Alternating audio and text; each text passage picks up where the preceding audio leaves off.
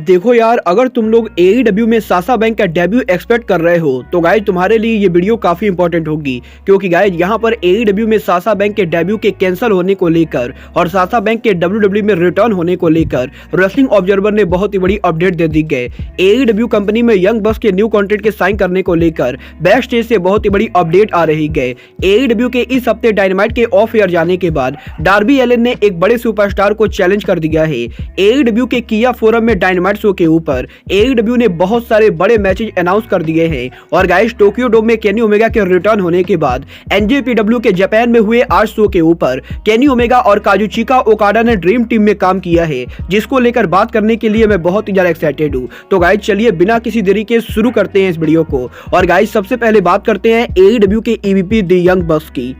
और बात करें यहाँ पर यंग बक्स की तो गाइस जैसा कि मैंने आप लोग को ऑलरेडी काफी बार बताया है कि यंग बक्स का AEW कंपनी का कॉन्ट्रैक्ट इस साल के एंडिंग पर एक्सपायर होने वाला है। और गाइस यहाँ पर 2023 के एंडिंग के ऊपर यंग बक्स का AEW का करंट कॉन्ट्रैक्ट एक्सपायर होगा। बट गाइस यहीं अब AEW में यंग बक्स के न्यू कॉन्ट्रैक्ट के साइन करने को लेकर रेसलिंग इनसाइडर ने काफी बड़ी अपडेट दी गई, जहां पर इस हफ्ते फाइटफुल ने इस चीज को कंफर्म किया था कि यंग बक्स AEW कंपनी के साथ नया कॉन्ट्रैक्ट डिस्कशन कर रहे गए। और गाइस यहाँ पर फाइटफुल की तरफ से ये रिपोर्ट आई गई कि यंग बक्स टोनी खान के साथ न्यू कॉन्ट्रैक्ट साइन करने को लेकर डिस्कस कर रहे गए। और गाइस यहां पर पॉसिबली AEW के अंदर यंग बक्स बहुत ही जल्द टोनी खान की कंपनी के साथ नया कॉन्ट्रैक्ट साइन करेंगे। बट गाइस यहीं फाइटफुल के इस रिपोर्ट के बाद अब रेसलिंग ऑब्जर्वर डेव मेल्जर ने यंग बक्स के कॉन्ट्रैक्ट एक्सटेंशन को लेकर बात की गई, जहां पर रेसलिंग ऑब्जर्वर डेव मेल्जर का ये कहना है कि यंग बक्स AEW कंपनी के साथ किसी भी तरीके का कॉन्ट्रैक्ट नेगोशिएशन नहीं कर रहे गए। और गाइस यहां पर डेव मेल्जर का ये कहना है कि यंग बक्स के AEW कॉन्ट्रैक्ट के एक्सपायर होने के अंदर अब भी करीबन 1 साल बाकी गए। और गाइस यहां पर पॉसिबली यंग बक्स के कॉन्ट्रैक्ट के एक्सपायर होने से पहले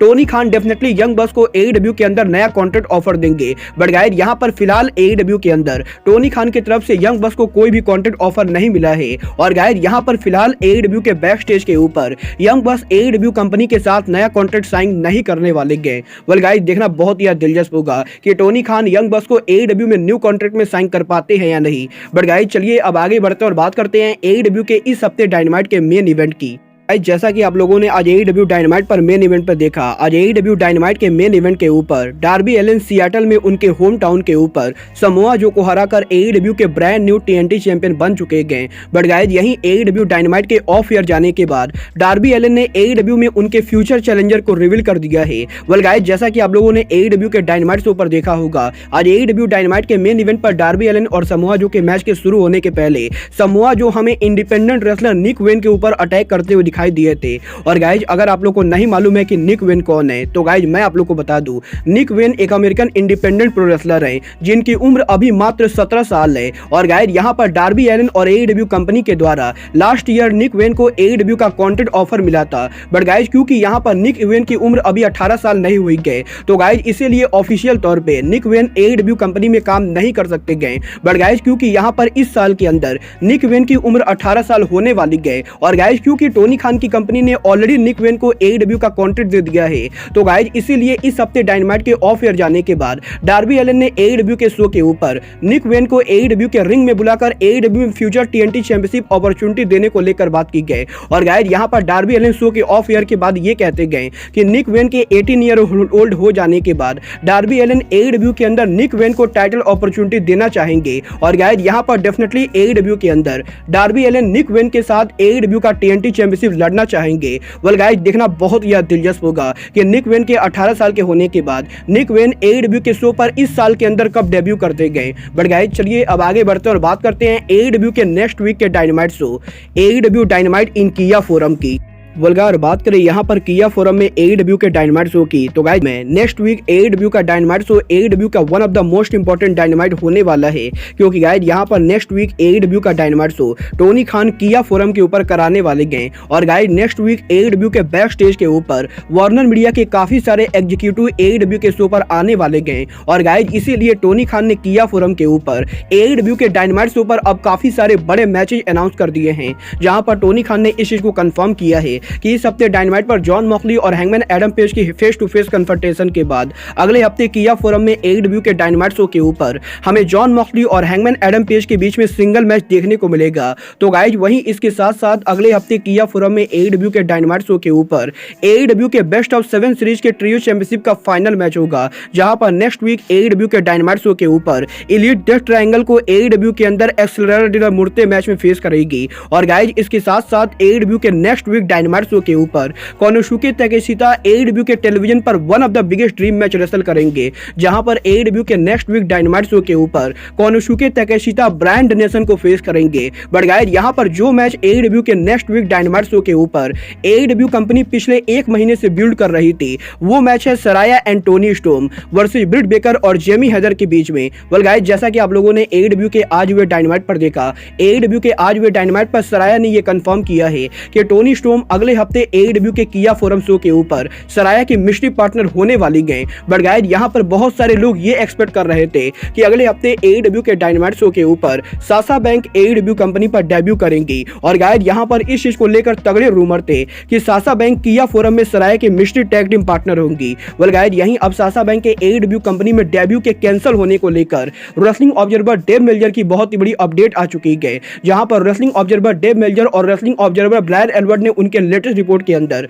साशा बैंक के एडब्ल्यू कंपनी में स्टेटस को लेकर बात की गई। और गाइज यहां पर डेव मेल्जर का यह कहना है कि साशा बैंक एडब्ल्यू के नेक्स्ट वीक डायनामाइट शो पर अपीयर नहीं होने वाली गए। और गाइज यहां पर डेव मेल्जर ये दावा कर रहे गए कि साशा बैंक एडब्ल्यू कंपनी को ज्वाइन नहीं करेंगी, क्योंकि गाइज यहां पर डेव मेल्जर का यह कहना है कि डब्ल्यूडब्ल्यू के बैक स्टेज पर डब्ल्यूडब्ल्यू के ऑफिशियल ये बिलीव करते गए कि साशा बैंक एनजेपीडब्ल्यू में कुछ मैचेस को रेसल करने के बाद डब्ल्यूडब्ल्यू के शो पर ही वापस आने वाली गए। और गाइज इसीलिए एनजेपीडब्ल्यू शो के बैक स्टेज के ऊपर डब्ल्यूडब्ल्यू ने उनके रेसलर्स को जाने के लिए अलाउ किया था। और गाइज यहां पर basically wrestling observer Dave Meltzer ये कह रहे गए कि साशा बैंक एडब्ल्यू के शो पर डेब्यू न करके बल्कि एनजेपीडब्ल्यू में काम करने के बाद डब्ल्यूडब्ल्यू में सम पॉइंट पर रिटर्न होने वाली गए। बट गाइज यही रेसलिंग ऑब्जर्वर डेव मेल्जर के ऐसा कहने के बाद अब ब्रायन एल्बर्ट ने साशा बैंक के एडब्ल्यू में डेब्यू को लेकर बात की गई, जहां पर ब्रायन एल्बर्ट का यह कहना है कि अगर साशा बैंक एडब्ल्यू के नेक्स्ट वीक डायनामाइट शो पर डेब्यू नहीं करने वाली गए तो गाइज एडब्ल्यू के इस हफ्ते डायनामाइट शो के ऊपर ब्रिट बेकर और जेमी हेदर के इंटरव्यू सेगमेंट के अंदर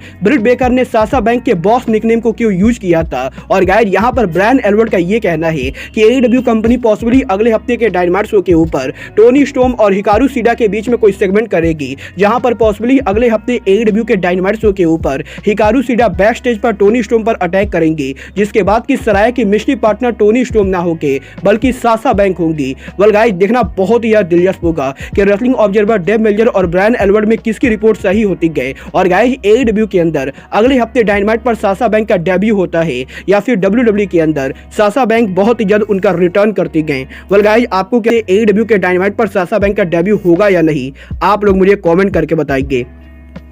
बट गाइज चलिए फिलहाल आगे बढ़ते और बात करते हैं एनजेपीडब्ल्यू के टोक्यो डोम आफ्टर शो की। वेल गाइज अगर आप लोग को नहीं मालूम है तो गाइज मैं आप लोग को बता दूं, कल टोक्यो डोम में एनजेपीडब्ल्यू के रेसल किंगडम 17 पेपर व्यू के बाद एनजेपीडब्ल्यू ने आज उनका न्यू ईयर डांस शो किया था, जहां पर एनजेपीडब्ल्यू के न्यू ईयर डांस शो के मेन इवेंट के ऊपर एनजेपीडब्ल्यू के अंदर हमें ड्रीम टीम देखने को मिल चुका है। वेल गाइज जैसा कि आप लोगों ने कल टोक्यो डोम में एनजेपीडब्ल्यू के रेसल किंगडम पर देखा, कल रेसल किंगडम 17 के मेन इवेंट के ऊपर केनी ओमेगा विल ऑस्प्रे को हराकर एनजेपीडब्ल्यू के IWGP यूएस वर्ल्ड चैंपियन बने। तो गाइज वहीं काजुचिका ओकाडा जे वाइट को हरा के एनजेपीडब्ल्यू के IWGP वर्ल्ड हेवीवेट चैंपियन बने। और गाइज यहीं कल एनजेपीडब्ल्यू के इन दो रेसलर्स के चैंपियन बनने के बाद आज एनजेपीडब्ल्यू के न्यू ईयर डांस के मेन इवेंट के ऊपर एनजेपीडब्ल्यू में पहली बार काजुचिका ओकाडा और केनी ओमेगा हमें टीम अप करते हुए दिखाई देते गए। और गाइज इन दोनों रेसलर्स के एनजेपीडब्ल्यू में सालों के हीटेड राइवलरी के बाद आज पहली बार एनजेपीडब्ल्यू के ऊपर काजुचिका ओकाडा और केनी ओमेगा हमें ड्रीम टीम में देखने को मिले,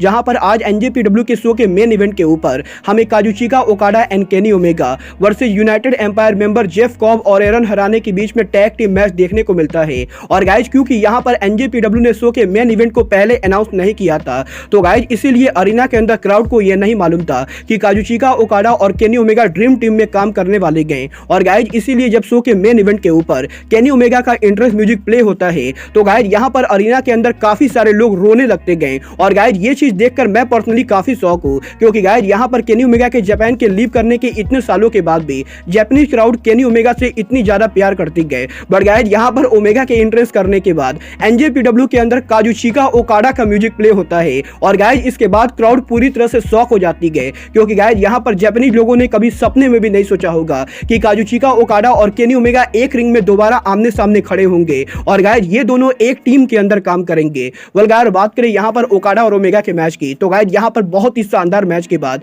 मैच के एंडिंग पर काजुचिका ओकाडा और केनी ओमेगा इस मैच को जैसे एंड करते गए उसको देखकर भी मैं बहुत ही ज्यादा सरप्राइज हूँ, क्योंकि गाइज यहाँ पर मैच के एंडिंग के ऊपर काजुचिका ओकाडा और केनी ओमेगा उनका एक बहुत ही बढ़िया नया फिनिशर लेकर आते गए, जहां पर काजुचिका ओकाडा उनके फिनिशर रेन मेकर, तो गाइज वहीं केनी ओमेगा उनके मूव भी ट्रिगर को मिला के रेन ट्रिगर बनाते गए और गाइज यहाँ पर ओकाडा और ओमेगा के साथ में हिट करने के बाद ये दोनों इस मैच को जीत जाते गए और गाइज फाइनली एनजेपीडब्ल्यू के आज हुए न्यू ईयर डांस के ऊपर काजुचिका ओकाडा और केनी ओमेगा का रियूनियन हो चुका है। वेल गाइज अगर आप लोगों ने अभी तक एनजेपीडब्ल्यू का न्यू ईयर डांस शो नहीं देखा है तो गाइज मैं आप लोग को हाईली रिकमेंड करूंगा कि आप लोग इस शो के मेन इवेंट को जरूर देखना। बट गाइज अब आज के इस वीडियो में बस इतना ही, मैं मिलता हूं आपसे अपने अगले वीडियो में। बट गाइज तब तक के लिए गुड बाय,